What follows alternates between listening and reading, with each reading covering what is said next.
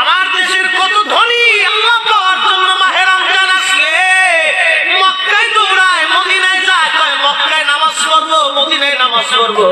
এক রাকাত নামাজে 1 লক্ষ রাকাতের সওয়াব, এক রাকাত নামাজে 50,000 রাকাতের সওয়াব। উমরা করে মক্কায় কাটায় সময় মদিনায় কাটায়, মক্কায় কোরআন খতম দিতে চায়, মদিনায় কোরআন খতম দিতে চায়। সওয়াব মাহে রমজানে অগণিত সওয়াবের আশায় ব্যক্তিগুলি আল্লাহর ঘরে হাজিরা দেয়, কিন্তু বাড়ির পাশে গ্রামের কত গরিব মানুষ টাকার অভাবে বাবা ভালো ইফতার করতে পারে না, টাকার অভাবে কত মা ভালো সেহরি করে রোজা রাখতে পারে না।